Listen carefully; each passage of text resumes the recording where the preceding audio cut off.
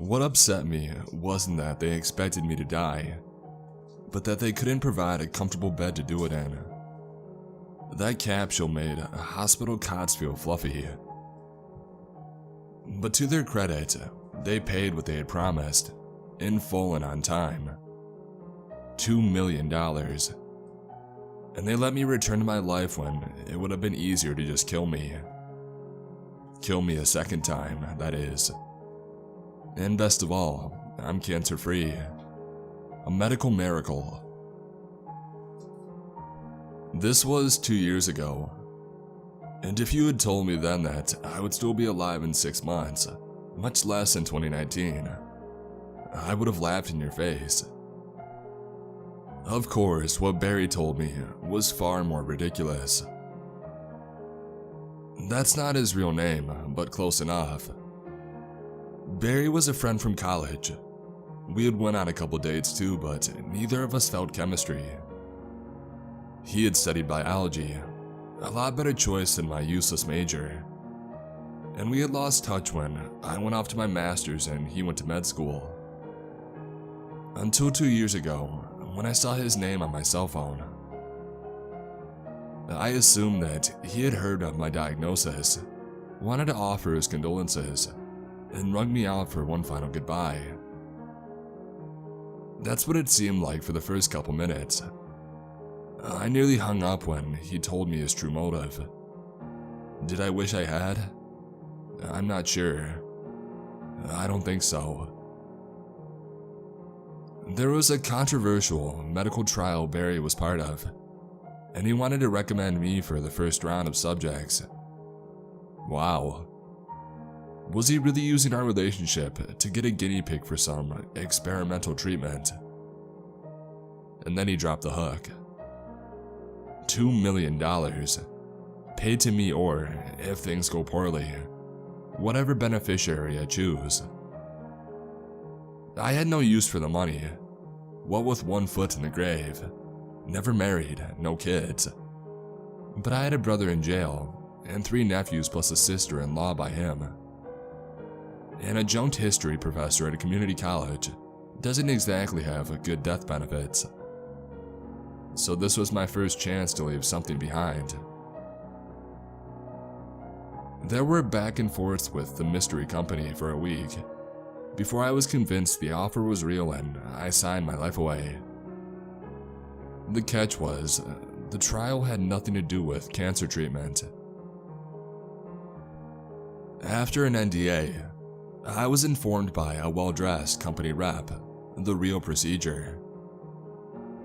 I was to have a clinically induced cardiac arrest, followed by a 72-hour stasis period, and eventual attempted resuscitation. Basically, they force a heart attack and then try and bring me back days later. I could still bail on the trial and still get 20 grand for my trouble.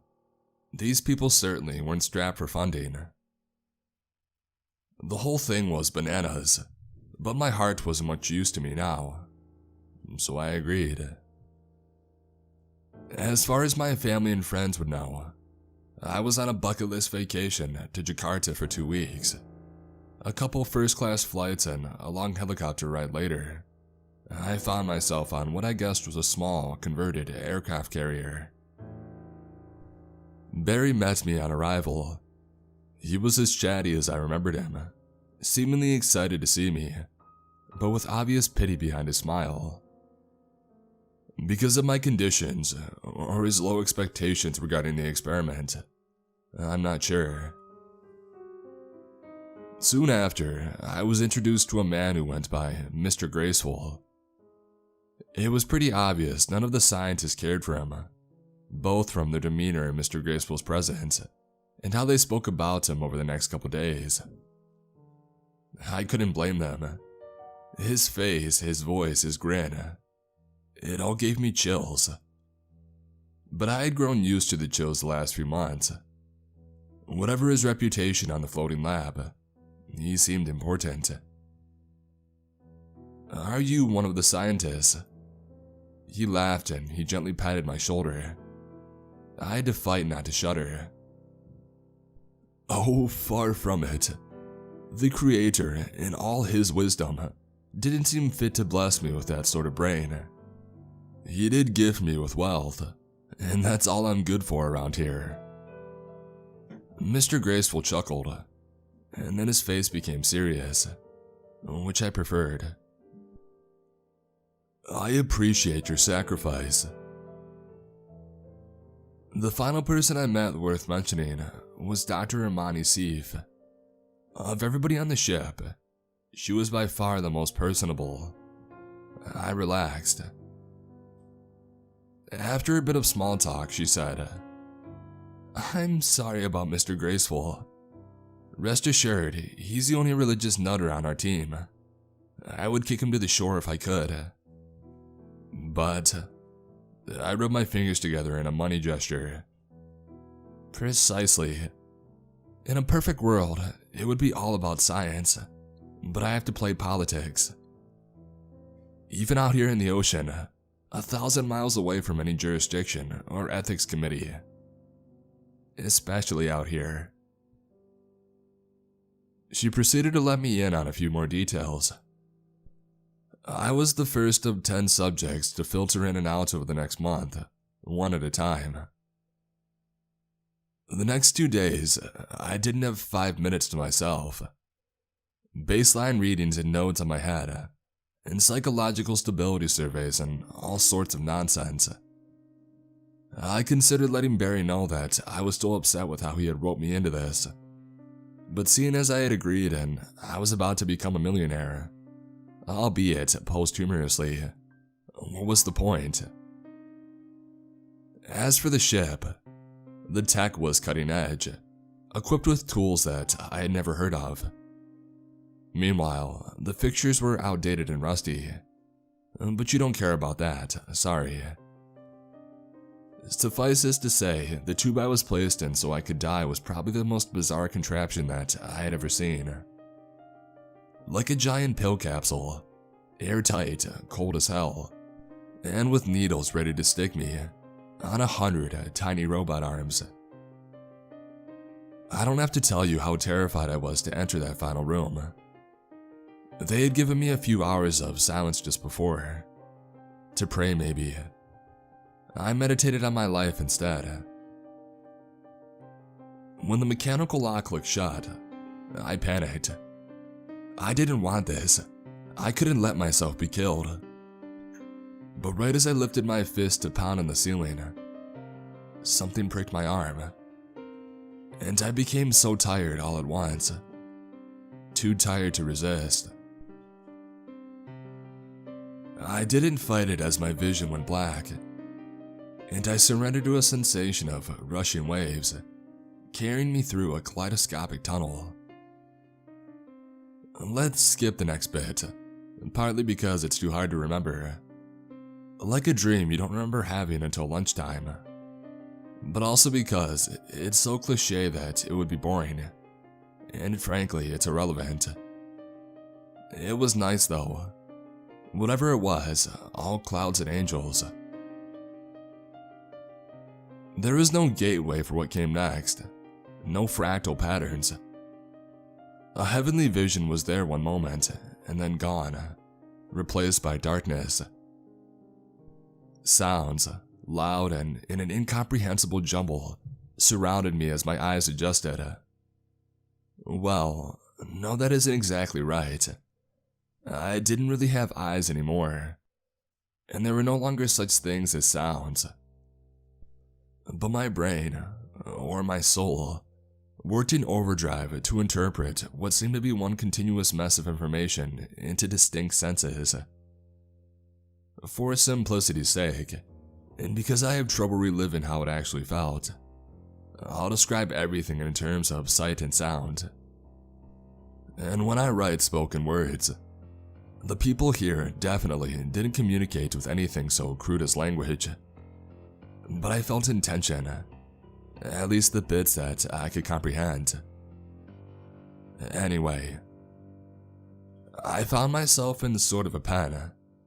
It stretched farther than vision could see in every direction, yet I knew it was fenced in with metal bars and electrified wire. Inside the fencing was me, of course. Covered in feces and sweat, naked and on all fours, but me. I tried to ignore the 3-inch slush of body fluids flooding the plane. Slowly I stood up, joints creaking in pain.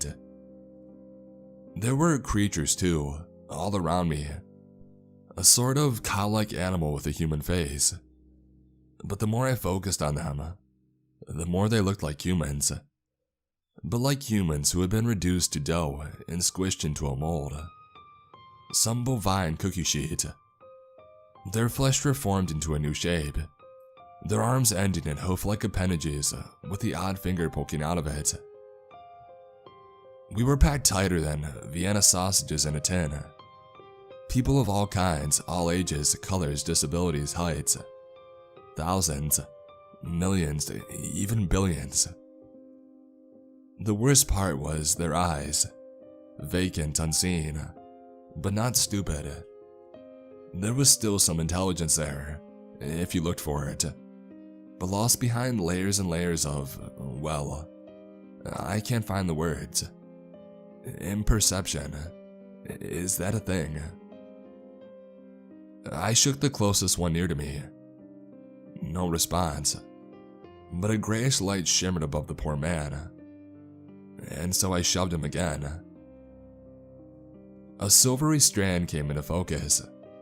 A coiled thread, or a rope, not quite taut, reaching down from the sky and stabbing into his spine.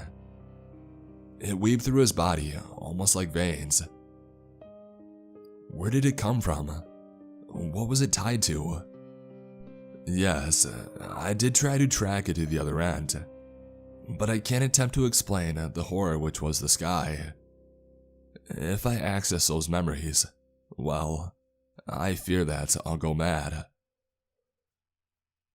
I could have gotten lost in whatever swirled around up there, staring forever. Finding new things to look at each second, revelations more numerous than the stars. What pulled me back to reality were the voices. "You heat about this new vidscape by those human advocates," said the first voice. Its owner was large, impossibly large. Shaped vaguely like a human, but with knotty, bulbous muscles at random spots. Not to mention a lack of pores on his skin. Damn, that skin was smooth and purplish. Why would I plug into that worthless hippie garbage? Said the second. This one was smaller, reminded me of both a kangaroo and a snake, but not like a chimeric mixture, more like its entire being. Each body part was entirely marsupial, but at the same time, wholly serpentine. Because it features us. Personally, as in you and me, asked the snake. No, just the workplace. It claims that Earth is the cruelest soul refinery in the Milky Way. It's nice to be acknowledged, said the purple one. The snake kangaroo slithered and hopped amongst the people, occasionally grabbing someone and sending them onto a huge stable that I hadn't noticed before. Was it hard at work? Was it getting paid? And I'm sure those same critics all consume physical matter at their meals, huh? The purple guy laughed. Oh, I'm positive. What was that in Purple's hand? A massive, rusted cleaver, it looked like. Hey, what do you think of this one? Over here. The snake pointed to a middle-aged woman. How many cycles has she been through? 2, only 2. And then sent it back for her third go. Purple motioned towards a kind of wall in the middle of the enclosure. Its walls were made of something like stone, but possibly alive. But it's a perfect specimen otherwise. It didn't die too old or young or of disease. Not too saintly and not too corrupt. Just right. Fine. I'll harvest it if you want it so bad. The snake tossed the woman onto the table beside two others. She seemed to come to then, just barely. Then Purple came down on them with his blade. I looked away and then I closed my eyes once I figured out how. That action killed my hearing too. But I caught a glimpse of the flame, and the sounds lingered a second longer. If there's one thing that I'm grateful for, it's that I can't quite recall the fullness of those screams. Not even in my dreams. But the fraction of them in my brain it can replay was enough to make sure that I'll never fully recover. I don't know how long my eyes remained shut. There is no marker to tell time by in that place. But as much as I didn't want to, I opened my eyelids when a primal instinct ordered me to. The feeling you get when you're being watched, or when you enter a forest at night. The first thing I saw was the snake. "Oh, curious. We have ourselves a stander," it said. "How about that?" "Another freaking cosmonaut. Too deep in," asked Purple. "Give me some credit. I think I could smell it if it was just high. Take a look." The creature slithered towards me. I tried to run, but I didn't know how to move my legs like that. Before I could scream, I was inside the snake's pouch, which turned out to be an endless void. But I wasn't there long before a few gargantuan purple fingers appeared from nothing and plucked me out, into the farm, onto the table. A man lay next to me. He didn't have one of the silvery cords tied to his back. Neither did he seem very awake. "Shit," said Purple. "You forgot to set the NDE traps. That's not a minor mistake." "Don't accuse me of things you haven't checked," the other one hissed. "I reset them all just a decade ago. They're in perfect working order." "Then how?" Purple stared at it with its three eyes, each one staring deep into my soul. Or was my whole body just my soul? "This isn't possible," it growled. I don't know. I've never heard of this before. Not once." "We have to take care of it." Purple raised his cleaver. "Stop!" shouted the snake. "We can't free it. That's heresy." "Well, it's not dead, and we can't let them find out about this one. The investigation would shut down the whole planet for a millennia. And for you and me, we'll wish that we were one of these sorry humans with what they'll do to us." The snake was silent. "Hold it in place," Purple ordered, and the snake complied. Swiftly, the cleaver flew at my face, but it missed inches above my head. But it hadn't missed. It had struck the silver cord, the one tying me to the sky. Funny, I hadn't noticed that I had one before. The reverberations as one of my threads snapped wasn't funny though. The worst pain that I'd ever felt. 3 more swings racked my astral body even more. Come on," said the snake.